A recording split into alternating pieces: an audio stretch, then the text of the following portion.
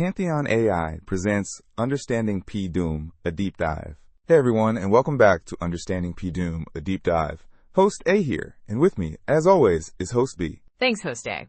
I've been thinking a lot lately about, the big stuff. Like, what if something truly catastrophic happens? Have you ever just pondered that? Oh, absolutely. It's a heavy thought, isn't it? And actually, that's exactly what we're diving into today. We're going to explore a concept called P-Doom. P-Doom? That sounds a little intense. So what exactly is P-Doom? Is it, just a fancy way of saying the end is nigh? Not at all, though I get why it might sound that way. In the simplest terms, P-Doom is the probability that a catastrophic event will occur, something that could lead to human extinction, or at the very least, a global collapse of civilization. Okay, so it's not just a theoretical idea then? It's something people actually use? Exactly. It's a critical tool. Scientists, policymakers, futurists, they use it to assess and mitigate risks. It's really a mathematical expression of humanity's precarious balance with nature and technology. Right, so it's a way of measuring how likely we are to face an existential threat, whether that's from, say, nuclear war or climate change, or even something like emerging AI, which we talk about a lot here. Precisely. And you might wonder, why bother calculating such probabilities? Well, think of it like weather forecasting. Oh, that's a good analogy. So, meteorologists predict storms so we can prepare and protect communities? Exactly. Scientists calculate P-Doom for similar reasons, to help humanity prepare for potential global challenges. It's about anticipation and prevention, not about fear or panic. It's about being proactive. That makes so much sense.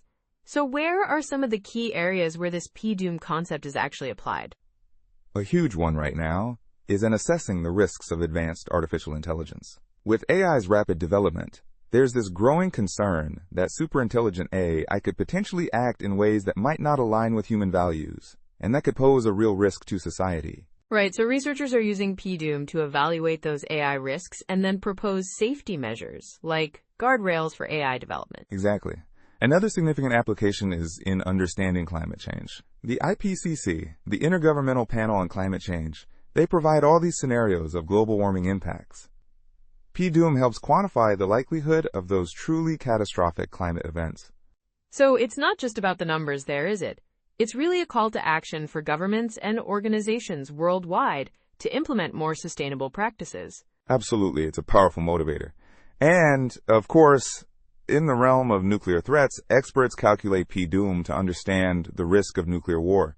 It's an ever-present danger, unfortunately, given the current political climates. Yeah, that probability really serves as a stark reminder of the need for diplomatic efforts and disarmament initiatives. It's not a problem that's gone away. It really isn't. But, calculating P-Doom isn't easy. It's actually fraught with challenges.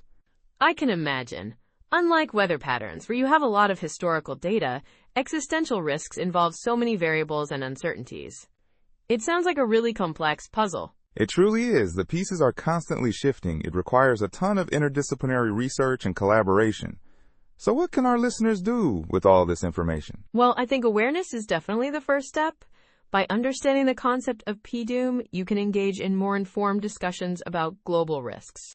And advocate for policies that mitigate these threats. Remember, the goal here isn't to live in fear.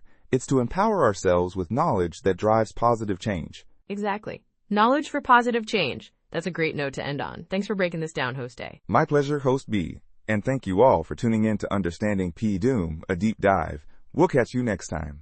Pantheon AI, your information co-pilot. Because learning shouldn't feel like a full-time job. Take care and see you next time.